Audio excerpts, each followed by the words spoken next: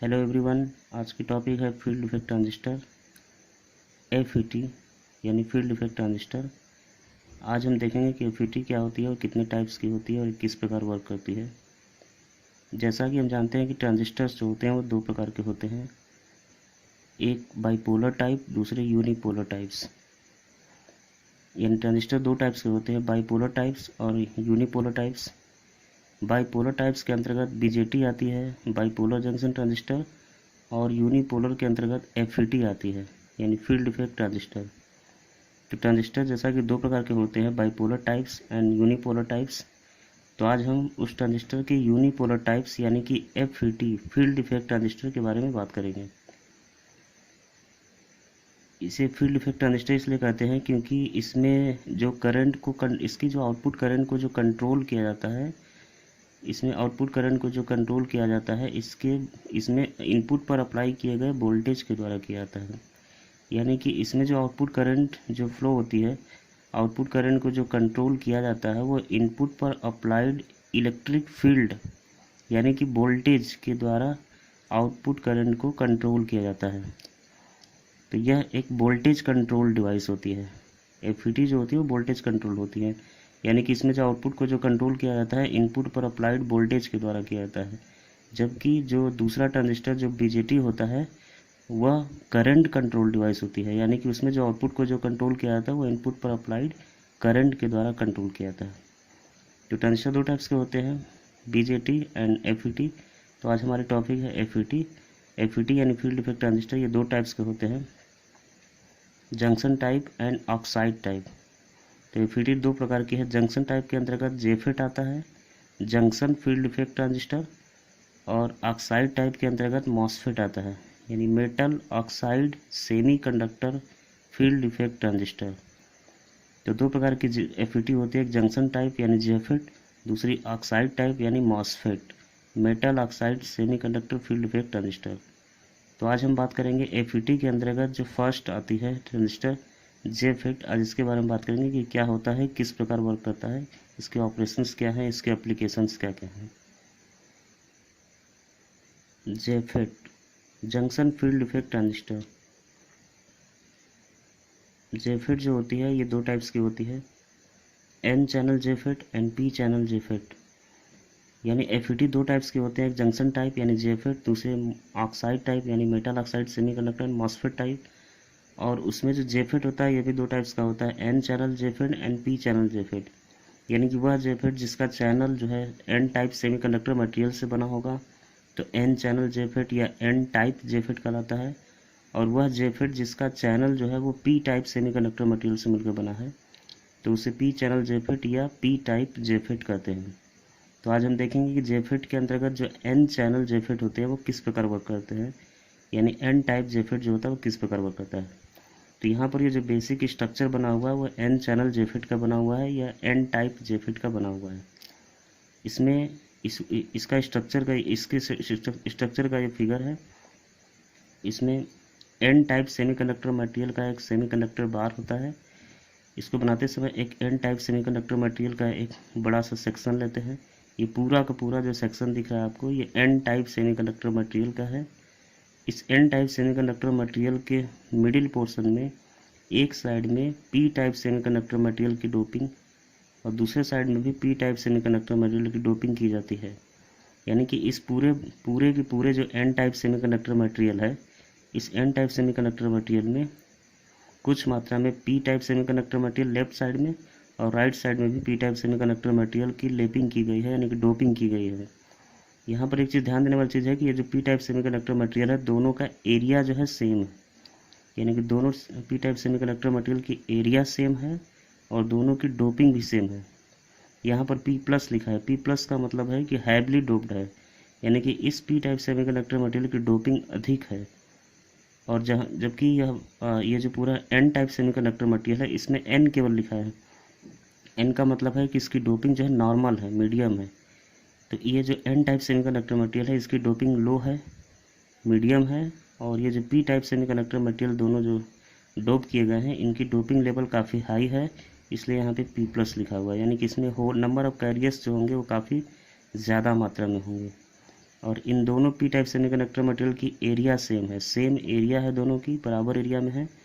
और इनकी डोपिंग भी सेम है। तो इस प्रकार की डोपिंग में ये जो दोनों पी टाइप सेमीकंडक्टर मटेरियल हैं और इनके बीच का जो एरिया बचेगा वो एन टाइप का कहलाएगा, क्योंकि पूरा सेक्शन जो है एन टाइप का है। तो ये दोनों पी टाइप सेमीकंडक्टर मटेरियल का जो के बीच का जो पार्ट होगा वो एन टाइप का है, इसे एन चैनल कहते हैं। ये चैनल इसका इसलिए ना पड़ा क्योंकि इसी के थ्रू जो है, इसी के अंतर्गत इलेक्ट्रॉन्स जो होंगे इसके कैरियर पास करेंगे, यानी कि इसी एरिया से कैरियर जो पास करेंगे और इसी एरिया से करंट इसमें जो फ्लो होने वाली है। तो ये जो पी टाइप सेमीकंडक्टर मटेरियल है इसके बीच का जो एन टाइप सेमीकंडक्टर मटेरियल है, तो एन टाइप सेमीकंडक्टर मटेरियल होने की वजह से ही इसका जो चैनल होगा वो एन टाइप का होगा, जबकि पी टाइप सेमीकंडक्टर मटेरियल है, जो पी टाइप चैनल जेफेट जो होगा, इसमें जो चैनल बना होगा वो पी टाइप सेमीकंडक्टर मटेरियल का बना होगा। इसमें जो दोनों पी टाइप सेमीकंडक्टर मटेरियल्स हैं इनकी डोपिंग अधिक है। तो ये पी टाइप सेमीकंडक्टर मटेरियल और ये पूरा एरिया एन टाइप का है। तो ये पी और एन के बीच का ये जो बाउंड्री लेवल है ये जंक्शन होता है, जंक्शन कहलाता है। ठीक उसी प्रकार यहाँ पर भी ये पूरा सेक्शन अंदर का पी टाइप का है और ये पूरा एरिया बाहर का पूरा एन होगा। तो इस एन और ये पी के बीच का जो ये बाउंड्री लेवल है ये जंक्शन कहलाएगा। तो ये जंक्शन है, यहाँ पर ये जंक्शन है। जैसा कि हम जानते हैं कि जंक्शन के पास जो डिप्लीशन लेयर होती है, डिप्लीशन लेयर जो डोपिंग पर डिपेंडेंट होती है, डिप्लीशन लेयर की जो विड्थ होती है वो डोपिंग पर डिपेंडेंट होती है। यहाँ पर पी टाइप सेमीकंडक्टर मटेरियल की डोपिंग अधिक है, जबकि इसके बाहर जो एन टाइप सेमीकंडक्टर मटेरियल है इसकी डोपिंग जो है काफ़ी कम है। तो पी टाइप सेमीकंडक्टर मटेरियल की डोपिंग अधिक होने की वजह से इसके अंदर जो डिप्लीशन लेयर बनेगी वो काफ़ी कम होगी, इसकी विड्थ बहुत ही कम होगी, यानी कि और इसके बाहर जो एन टाइप सेमीकंडक्टर मटेरियल है इसमें जो डिप्लीशन लेयर का जो विड्थ होगा वो काफ़ी बड़ा होगा। ठीक उसी प्रकार यहाँ पर भी पी टाइप सेमीकंडक्टर मटेरियल की डोपिंग अधिक होने की वजह से इसके अंदर, जंक्शन के अंदर जो डिप्लीशन लेयर बनेगी वो काफ़ी नैरो होगी, काफ़ी कम होगी, जिसको दिखाया नहीं गया है, लगभग ये क्या है, नेग्लिजिबल है। और इसके बाहर जो एन टाइप में जो डिप्लीशन लेयर बना हुआ है वो काफ़ी वाइड दिखाई गई है, डॉट डॉट डॉट जो लाइन दिखाई दे रही है ये डिप्लीशन लेयर को इंडिकेट कर रही है। तो एन टाइप सेक्शन में चाहे लेफ्ट साइड हो चाहे राइट साइड हो, इन दोनों साइड में एन टाइप होने की वजह से, यानी कि इसकी डोपिंग लो होने की वजह से, पी टाइप की अपेक्षा डोपिंग लो होने की वजह से ही इसमें जो डिप्लीशन लेयर की विड्थ होगी दोनों में वो बड़ी होगी और वो भी जो उसकी विड्थ भी जो है एक समान होगी, यानी दोनों की जो डिप्लीशन लेयर होगी एक समान होगी, सेम होगी। जबकि पी टाइप के अंदर जो है डिप्लीशन लेयर काफ़ी कम होने की वजह से इसको दिखाया नहीं गया, नेग्लिजिबल है,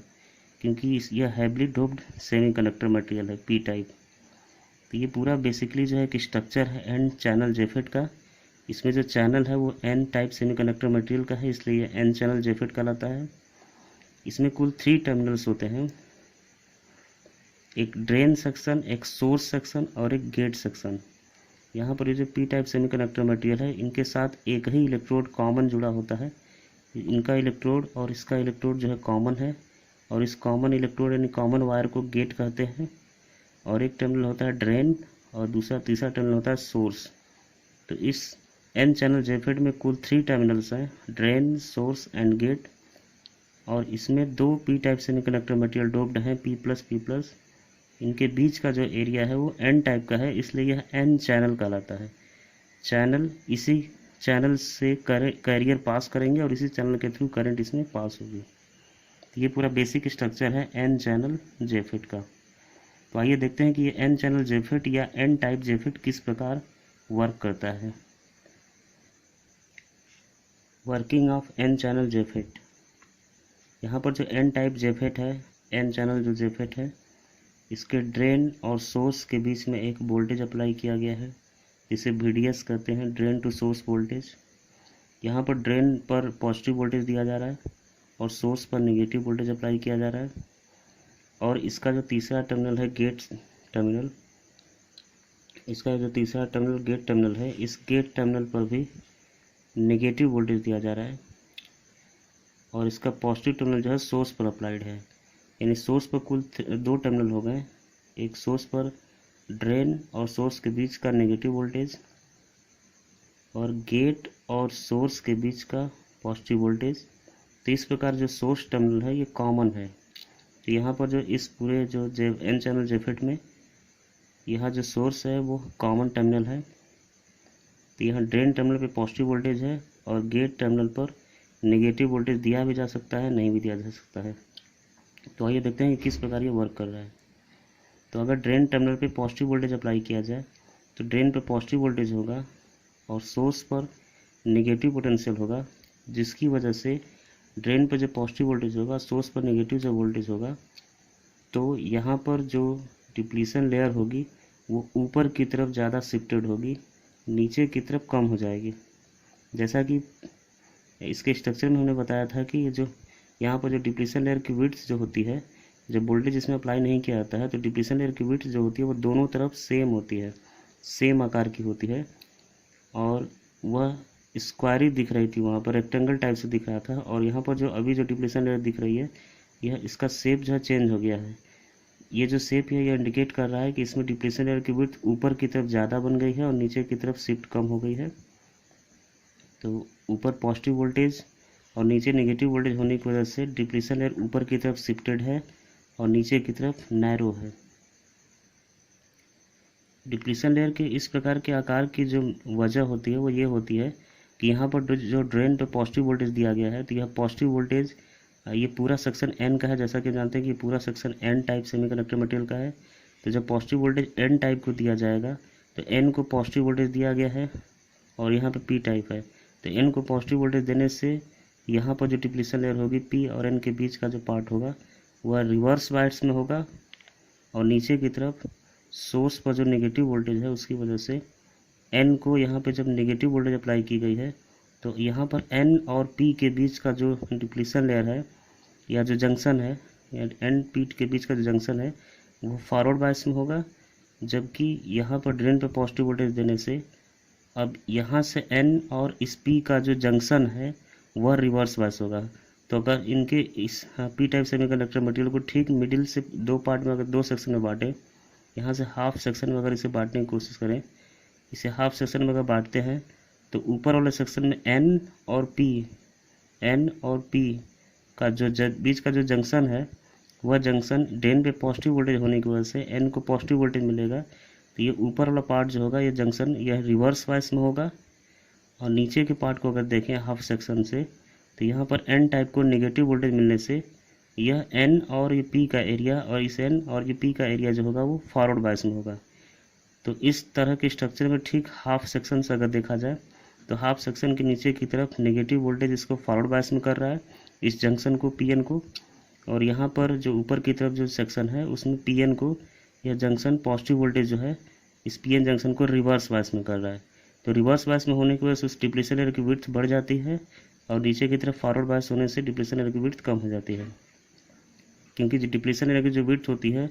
वो रिवर्स बायस में अधिक होती है। रिवर्स बायस वोल्टेज बढ़ाने से डिप्लीशन लेयर की विड्थ बढ़ती है और फॉरवर्ड बायस वोल्टेज बढ़ाने से डिप्लीशन लेयर की विड्थ घटती है। तो इस प्रकार के स्ट्रक्चर में यहाँ पर ड्रेन पे पॉजिटिव वोल्टेज दिया गया है और सोर्स पर नेगेटिव वोल्टेज दिया गया है। तो आइए देखते हैं किस प्रकार ये वर्क करेगा। अगर ड्रेन पे पॉजिटिव वोल्टेज, सोर्स पर नेगेटिव वोल्टेज दे दिया जाए और गेट पर अगर कोई वोल्टेज अप्लाई ना किया जाए, यानी गेट टर्मिनल को अगर शॉर्ट सर्किटेड किया जाए, यानी गेट पर जो है जीरो वोल्टेज अप्लाई किया जाए। जीरो वोल्ट का मतलब है कि अगर गेट को सोर्स के साथ शॉर्ट कर दिया जाए, यानी गेट पर अगर जीरो वोल्टेज अप्लाई किया जाए, तो फर्स्ट इसमें केस के रूप में दिखा रहे हैं किस प्रकार ये वर्क कर रहा है। तो फर्स्ट केस है when VGS equal to 0 volt constant, यानी कि गेट पर जो है 0 वोल्ट अप्लाई किया गया है और 0 वोल्ट देकर कांस्टेंट छोड़ दिया गया है, इसमें कोई वेरिएशन नहीं किया जा रहा है। एंड वेरीज VDS, यानी कि VDS पे वोल्टेज अप्लाई किया गया है, जैसा कि दिख रहा है ड्रेन पे पॉजिटिव है, सोर्स पर नेगेटिव है,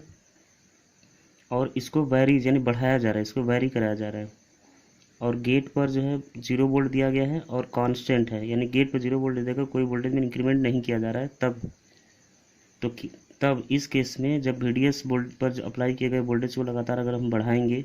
और बढ़ाते बढ़ाते मैक्सिमम वोल्टेज अप्लाई कर देंगे, देन एट VDS मैक्स, यानी VDS को काफ़ी अधिकतम वोल्टेज पर अप्लाई कर देंगे, तो उस समय इसमें जो करंट फ्लो होगी वो ड्रेन से सोर्स की तरफ इसमें करंट फ्लो होती है, वह करंट जो है मैक्सिमम होगी। आइए इसमें देखते हैं कि करंट किस प्रकार फ्लो होगी। जैसा कि हम देख रहे हैं कि इस एन टाइप सेमीकंडक्टर मटेरियल में मेजॉरिटी कैरियर जो होगा वो इलेक्ट्रॉन होगा। तो तो ड्रेन पे पॉजिटिव वोल्टेज देने की वजह से, पॉजिटिव वोल्टेज और सोर्स पर इसके नेगेटिव पोटेंशियल होने की वजह से ड्रेन पे जो पॉजिटिव वोल्टेज है, तो पॉजिटिव वोल्टेज इन इलेक्ट्रॉनों को अट्रैक्ट करेगा, तो इलेक्ट्रॉन ऊपर की तरफ शिफ्ट होंगे, नीचे से रिपेल होंगे।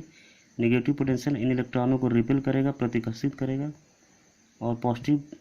टर्मिनल जो है, पॉजिटिव वोल्टेज जो है इन इलेक्ट्रॉनों को अट्रैक्ट करेगा। तो इस प्रकार इस पूरे एन टाइप सेमीकंडक्टर मटेरियल के जो मेजॉरिटी कैरियर इलेक्ट्रॉन्स हैं, वो इलेक्ट्रॉन ड्रेन की तरफ शिफ्ट होंगे, क्योंकि इलेक्ट्रॉनों को यह पॉजिटिव वोल्टेज अट्रैक्ट करेगा। तो जब इलेक्ट्रॉन ये ऊपर की तरफ शिफ्ट होंगे तो करंट जो फ्लो होगी वो ऊपर से नीचे की तरफ, यानी कि ड्रेन से सोर्स की तरफ फ्लो होगी। तो इसमें जो करंट फ्लो होगी उस करंट को ड्रेन करंट कहते हैं। तो ड्रेन करंट का जो डायरेक्शन होगा वो ड्रेन से सोर्स की तरफ होगा, क्योंकि जब ड्रेन पे पॉजिटिव वोल्टेज दिया जाए और सोर्स पर नेगेटिव वोल्टेज हो, तो एन टाइप के जो इलेक्ट्रॉन्स होंगे, जो मेन कैरियर इलेक्ट्रॉन्स हैं, वो कैरियर ड्रेन की तरफ ही शिफ्ट होंगे, जिसकी वजह से करंट जो फ्लो होगी वो ड्रेन से सोर्स की तरफ आएगी। तो यहाँ पर जो करंट फ्लो हो रही है उसका नाम ड्रेन करंट है, जिसका डायरेक्शन है ड्रेन से सोर्स। तो इसमें यदि VGS पर 0 वोल्टेज दे दिया अप्लाई किया जाए, यानी 0 वोल्ट हो, कांस्टेंट हो, और इसमें कोई परिवर्तन ना किया जाए, और VDS पर जो वोल्टेज अप्लाई किया गया है ड्रेन और सोर्स के बीच में, पॉजिटिव और नेगेटिव, इसको लगातार अगर वेरी किया जाए, बढ़ाया जाए, वेरीज किया जाए, बढ़ाते बढ़ाते इस वोल्टेज को मैक्सिमम पर जब सेलेक्ट किया जाएगा, तो इसमें जो करंट फ्लो होगी वो मैक्सिमम होगी, क्योंकि ड्रेन और सोर्स के बीच में वोल्टेज से जितना अधिक बढ़ाएंगे, तो यहाँ ड्रेन पर प्लस पोलरिटी बढ़ती जाएगी और सोर्स पर नेगेटिव पोलरिटी बढ़ती जाएगी। तो जितना ही प्लस पोलरिटी बढ़ता जाएगा, इलेक्ट्रॉनों का अट्रैक्शन फोर्स भी जो है ड्रेन की तरफ ज़्यादा होगा, यानी इलेक्ट्रॉन काफ़ी फास्ट मोबिलिटी के साथ ड्रेन की तरफ अट्रैक्ट होंगे, शिफ्ट होंगे, जिसकी वजह से करंट जो फ्लो होगी उसकी वैल्यू जो होगी वो काफ़ी अधिक हो जाएगी। तो VDS पर जितना ड्रेन और सोर्स के बीच में जो वोल्टेज अप्लाई किया गया है, इसको जितना अगर बढ़ाया जाएगा, तो अधिकतम वोल्टेज पर, यानी बढ़ाते बढ़ाते जितना ही अधिक वोल्टेज बढ़ा देंगे, तो करंट का मान भी, इसमें जो फ्लो हो रही है ड्रेन करंट, उसका मान भी बढ़ जाएगा। यानी कि जो मैक्सिमम अगर VDS अप्लाई कर दिया जाए, यानी कि at maximum VDS maximum voltage पर जो करंट फ्लो होगी ID वो भी जो है मैक्सिमम होगी। यह केस तब है जब गेट और सोर्स के बीच में कोई वोल्टेज अप्लाई नहीं किया गया, यानी कि शॉर्ट किया गया है। VGS पर जब 0 वोल्ट कांस्टेंट है,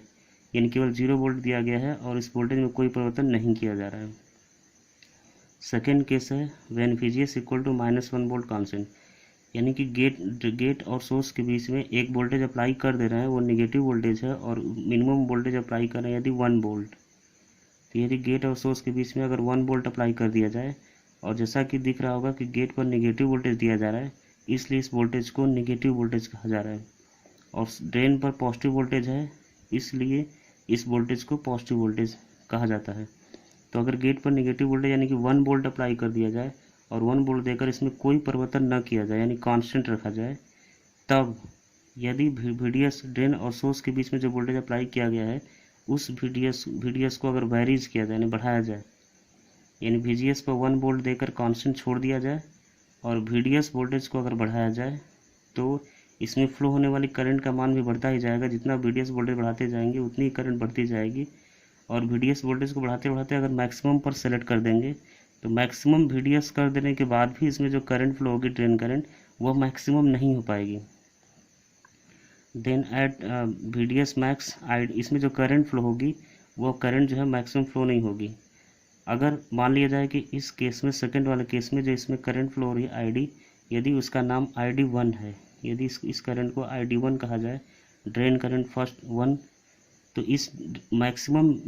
gate drain to source voltage पर भी जो ड्रेन करंट फ्लो होगी वह मैक्सिमम नहीं होगी,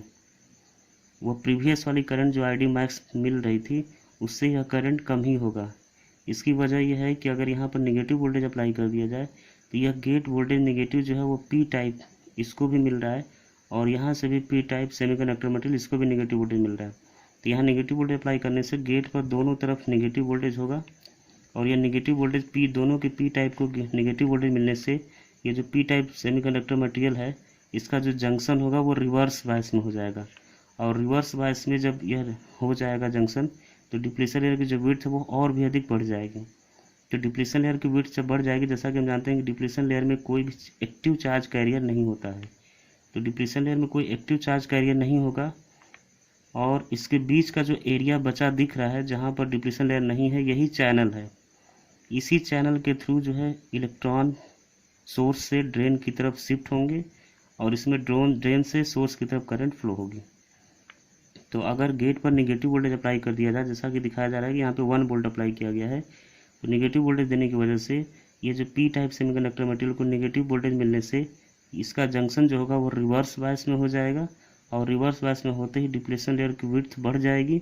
डिप्लीशन लेयर की विड्थ बढ़ जाने से इसके बीच का जो चैनल होगा, जो एरिया बचेगा और जिसे चैनल कहते हैं, चैनल की विड्थ जो है कम हो जाएगी। जैसा कि पहले केस में दिखाया, जब VGS इक्वल टू 0 वोल्ट, यानी कि पहले केस में गेट और सोर्स के बीच में कोई वोल्टेज नहीं था, 0 वोल्ट था। 0 वोल्ट का मतलब है कि दोनों पी टाइप को कोई वोल्टेज नहीं था, जिसकी वजह से गेट पर वोल्टेज ना होने से गेट की वजह से डिप्लीशन लेयर में कोई फर्क नहीं पड़ रहा था। यानी डिप्लीशन लेयर की जो विड्थ थी वह मिनिमम थी। और इस केस में जब गेट पर निगेटिव 1 वोल्ट अप्लाई कर दिया गया है, तो 1 वोल्ट देने की वजह से डिप्लीशन एरिया यहाँ पर बढ़ जाएगी और डिप्लीशन एरिया बढ़ने की वजह से चैनल जो बीच का एरिया जो बच रहा है, जिसे चैनल कह रहे हैं, चैनल की विड्थ कम हो जाएगी। चैनल की विड्थ कम हो जाएगी तो कम इलेक्ट्रॉन्स जाएंगे, इलेक्ट्रॉन्स कम जाएंगे तो करंट भी कम फ्लो होगी। यानी कि अगर गेट पर अगर 1 वोल्ट अप्लाई कर दिया जाए, VGS 1 वोल्ट दे दिया जाए और देने के बाद VDS वोल्टेज को कितना भी अधिक बढ़ा दिया जाए, यानी मैक्सिमम भले ही सेलेक्ट कर दिया जाए, तो इसमें जो ड्रेन करंट फ्लो होगी वो चैनल की एरिया कम होने की वजह से यह करंट अधिकतम नहीं होगी। यानी प्रीवियस केस में जो करंट फ्लो हो रही थी, जिसे मैक्सिमम करंट कहा जा रहा था, इस करंट से इस केस में जो करंट फ्लो होगी, जिसे ID1 करंट कह रहे हैं, इस करंट का मान कम होगा। नेक्स्ट केस की अगर बात करें तो नेक्स्ट केस में, सी वाली केस में, when VGS equal to -2 volt constant, यानी कि नेक्स्ट केस में अगर गेट और सोर्स के बीच में जो वोल्टेज अप्लाई किया जा रहा है, अगर उस वोल्टेज को बढ़ाकर 2 वोल्ट कर दिया जाए, गेट पर नेगेटिव वोल्टेज है इसीलिए इसको माइनस वोल्टेज कहा जा रहा है, तो अगर गेट और सोर्स के बीच में वोल्टेज को 1 वोल्ट से बढ़ाकर 2 वोल्ट कर दिया जाए और उस समय VDS वोल्टेज को वेरी किया जाए, यानी ड्रेन और सोर्स के बीच में जो वोल्टेज अप्लाई इसको अगर बढ़ाया जाए, तब क्या होगा। तो गेट पर अगर 2 वोल्ट अप्लाई कर दिया जाएगा तो 2 वोल्ट अप्लाई करने से गेट पर जो 2 वोल्ट वोल्टेज की मात्रा प्रीवियस वाले से अधिक हो जाने की वजह से, 1 वोल्ट से अधिक होने से इस P और N के बीच में जो जंक्शन है, इसका डिप्लीशन लेयर का विड्थ भी अधिक हो जाएगा। डिप्लीशन लेयर की विड्थ अधिक हो जाने की वजह से इनके बीच का जो चैनल का एरिया है, जो एरिया बच रहा है, जिसे चैनल कहते हैं, वह एरिया कम हो जाएगा। यानी 1 वोल्ट की अपेक्षा 2 वोल्ट वाले केस में, इस केस में जो डिप्लीशन लेयर होगी वो बड़ी होगी, यानी कि इनके बीच का जो चैनल होगा उसकी एरिया उतनी ही कम होगी। तो 1 वोल्ट के कंपैरिजन में 2 वोल्ट वाले इस केस में चैनल की एरिया कम होने की वजह से, चैनल का साइज कम होने की वजह से इसमें जो N टाइप के इलेक्ट्रॉन्स जो हैं वो जो सोर्स से ड्रेन की तरफ जो जाएंगे उनकी संख्या कम होगी, जिसकी वजह से इसमें जो करंट फ्लो होगी, ID करंट, उसका मान भी कम हो जाएगा 1 वोल्ट के केस वाले की वजह से। तो इसमें जैसा कि अगर हम माने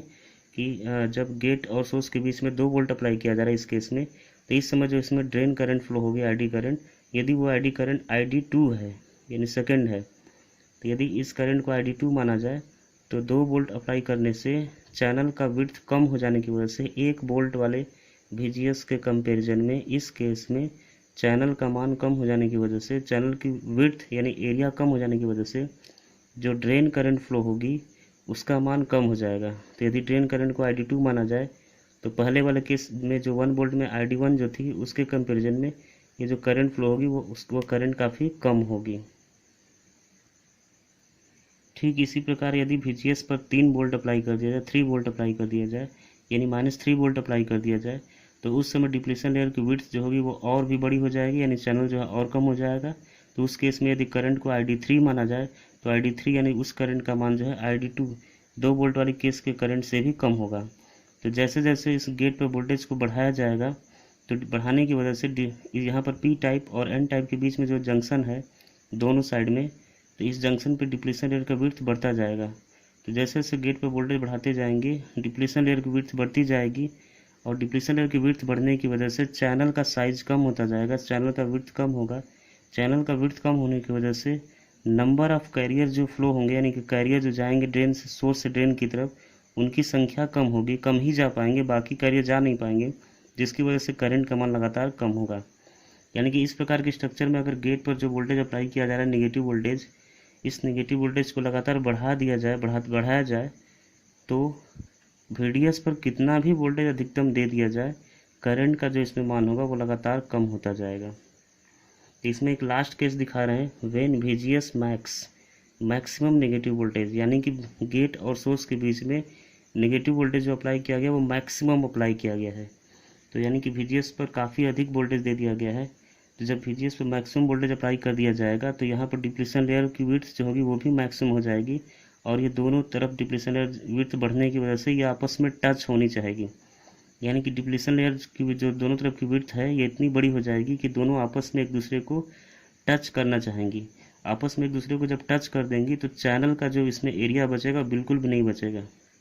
यानी चैनल जो होंगे इसमें 1% भी नहीं बचेगा। जब चैनल नहीं बचेगा तो इसमें करंट का मान 0 हो जाएगा। लेकिन अगर VGS को मैक्सिमम यानी जैसा कि दिखाया जा रहा है कि मैक्सिमम वोल्टेज अप्लाई किया गया है, यानी कि VGS पर मैक्सिमम वोल्टेज देने की वजह से डिप्लीशन लेयर भले ही कितनी भी बड़ी हो जाए ये आपस में टच नहीं कर पाएगी, भले ही टच करने की कोशिश करेगी, यानी कि डिप्लीशन लेयर जो होगी काफ़ी दोनों एक दूसरे के नज़दीक आ जाएंगे, लेकिन फिर भी इसमें काफ़ी कम मात्रा में चैनल ज़रूर बचेगा। काफ़ी कम मात्रा में चैनल इसलिए बच रहा है क्योंकि यहाँ पर जो VDS ड्रेन और सोर्स के बीच में जो वोल्टेज अप्लाई किया जा रहा है वह भी वेरी किया जा रहा है, बढ़ाया जा रहा है। तो अगर इसको बढ़ाते बढ़ाते मैक्सिमम पर सेलेक्ट कर दिया जाए तो मैक्सिमम पर सेलेक्ट करने से ड्रेन पर पॉजिटिव वोल्टेज दिया जा रहा है प्लस वोल्टेज, और सोर्स पर जो नेगेटिव वोल्टेज है माइनस वोल्टेज। तो यहाँ VDS पर मैक्सिमम वोल्टेज देने की वजह से, और यह मैक्सिमम वोल्टेज जो है VGS वोल्टेज से अधिक है, यानी VGS पर अप्लाई किए गए वोल्टेज से यदि VDS पर अप्लाई किया गया वोल्टेज का मान अधिक हो जाए तो इस यहाँ पर ड्रेन पर प्लस वोल्टेज होने की वजह से, सोर्स पर नेगेटिव वोल्टेज होने की वजह से इस ड्रेन और सोर्स के बीच में एक इलेक्ट्रिक फील्ड जो है फ्लो होगी प्लस से माइनस की तरफ, और यह इलेक्ट्रिक फील्ड जो होगी बिल्कुल लीनियर पाथ से चलेगी, मिडिल से क्रॉस होगी, और यह इलेक्ट्रिक फील्ड ही जो है डिप्लीशन लेयर को दोनों को आपस में एक दूसरे को टच करने नहीं देगी। यानी कि गेट पर कितना भी मैक्सिमम वोल्टेज अप्लाई कर दिया जाए, यदि ड्रेन पर जो वोल्टेज अप्लाई कर रहे हैं यदि इसको बढ़ा दिया जाए, VGS वोल्टेज से भी अधिक अप्लाई कर दिया जाए, तो ड्रेन और सोर्स के बीच में इलेक्ट्रिक फील्ड फ्लो होने की वजह से, ठीक मिडिल पाथ से फ्लो होने की वजह से यह लार्ज इलेक्ट्रिक फील्ड यानी हाई इलेक्ट्रिक फील्ड, हाई इसलिए क्योंकि जितना ही VDS वोल्टेज अधिकतम देंगे मैक्सिमम करेंगे उतने ही इलेक्ट्रिक फील्ड का मान अधिकतम होगा। तो काफ़ी अधिक VDS वोल्टेज पर इलेक्ट्रिक फील्ड भी हाई हो जाएगी, काफ़ी हाई होगी, और यह हाई इलेक्ट्रिक फील्ड दोनों डिप्लीशन लेयर को आपस में टच करने नहीं देगी। जब दोनों डिप्लीशन लेयर आपस में एक दूसरे को टच नहीं करेंगे तो इसमें चैनल जो होगा कुछ न कुछ ज़रूर बचेगा, और इसी चैनल के पाथ से इसमें इलेक्ट्रॉन जो होंगे वो पार करके सोर्स से पार करके ड्रेन में चले जाएंगे, और जैसे इलेक्ट्रॉन सोर्स से ड्रेन की तरफ जाएगा तो इसमें करंट ड्रेन से सोर्स की तरफ फ्लो होगी। यानी कि इस केस की अगर बात करें तो इस केस में जो है मैक्सिमम VGS वोल्टेज पर यदि VDS वोल्टेज को भी अधिकतम रख दिया जाए तो अधिकतम VDS वोल्टेज पर डिप्लीशन लेयर की विड्थ मैक्सिमम हो जाएगी, लेकिन यह डिप्लीशन लेयर आपस में एक दूसरे को टच नहीं कर पाएंगी क्योंकि ड्रेन पर अप्लाई किया गया जो मैक्सिमम वोल्टेज है, अधिकतम वोल्टेज है, इस ड्रेन पर अप्लाई किए गए वोल्टेज की वजह से जो इलेक्ट्रिक फील्ड इसमें फ्लो हो रही है प्लस से माइनस की तरफ, यह इलेक्ट्रिक फील्ड दोनों डिप्लीशन लेयर को टच करने नहीं देगी, और जिसकी वजह से इसमें चैनल कुछ न कुछ ज़रूर बचेगा, और इसी चैनल के माध्यम से सोर्स के इलेक्ट्रॉन्स ड्रेन की तरफ पहुंचेंगे, शिफ्ट होंगे, जिसकी वजह से इसमें ड्रेन से सोर्स की तरफ करंट फ्लो होगी, जिसे ड्रेन ID करंट कहते हैं। तो इसमें कुछ न कुछ मात्रा में ID करंट जरूर फ्लो होगी, क्योंकि इस केस में मैक्सिमम VGS केस में चैनल जो है वो सबसे कम नैरो है, लगभग 1% या 2% के आसपास है। तो चैनल की मात्रा सबसे लोवेस्ट होने की वजह से इसमें जो करंट फ्लो होगी वो भी सबसे लोवेस्ट होगी। तो इसमें लिखा हुआ है देन एट VDS मैक्स, तो VDS वोल्टेज मैक्सिमम करने पर स्टिल इसमें जो करंट फ्लो हो रही है वह करंट जो है अभी भी प्रीवियस वाली ID करंट यानी इससे प्रीवियस वाली केस में जो करंट फ्लो है उससे कम होगी, और ये जो ID करंट वो काफ़ी लो होगी, मिनिमम होगी, और इसे लीकेज करंट कहते हैं। यानी कि अगर गेट पर मैक्सिमम नेगेटिव वोल्टेज अप्लाई कर दिया जाए, मैक्सिमम अप्लाई कर दिया जाए, तो मैक्सिमम डिप्लीशन लेयर होने की वजह से यानी मिनिमम चैनल की एरिया होने की वजह से मिनिमम चैनल एरिया की होने की वजह से इसमें जो करंट ड्रेन करंट फ्लो होगी वह ड्रेन करंट मिनिमम होगी, और इस मिनिमम ड्रेन करंट को लीकेज करंट कहते हैं। यानी कि इसमें जो करंट फ्लो होगी वो काफ़ी कम होगी, और इस करंट का मान इतना कम होगा कि इसे हम लीकेज के रूप में देख सकते हैं, यानी कि इस समय लोवेस्ट करंट इसमें फ्लो होगी। तो इस प्रकार यह एन चैनल जेफेट वर्क करता है। इस एन चैनल जेफेट में गेट पर अप्लाई जो वोल्टेज अप्लाई किया जा रहा है, अगर गेट पर 0 वोल्टेज अप्लाई किया जाए और VDS पर जो अप्लाई किया गया वोल्टेज मैक्सिमम कर दिया जाए, तो इस केस में जो ड्रेन करंट फ्लो होगी वो मैक्सिमम होगी, यानी कि मिनिमम यानी 0 वोल्ट यानी 0 VGS वोल्टेज पर मैक्सिमम ड्रेन वोल्टेज पर इसमें जो करंट फ्लो होगी आईटी करंट वो मैक्सिमम होगी, और maximum VGS voltage and still maximum VDS voltage पर इसमें जो करंट फ्लो होगी वह मिनिमम फ्लो होगी। तो इस प्रकार यह एन चैनल जेफेट जो है वर्क करता है। अगले वीडियो में देखेंगे किस प्रकार इसकी कैरेक्टरिस्टिक्स क्या होती है, किस प्रकार इसमें ड्रेन करंट और ड्रेन वोल्टेज के बीच में और ड्रेन करंट और VGS वोल्टेज के बीच में रिलेशंस क्या होते हैं। तो नेक्स्ट वीडियो में हम देखेंगे कि इसकी कैरेक्टरिस्टिक्स क्या होती है। Thank you.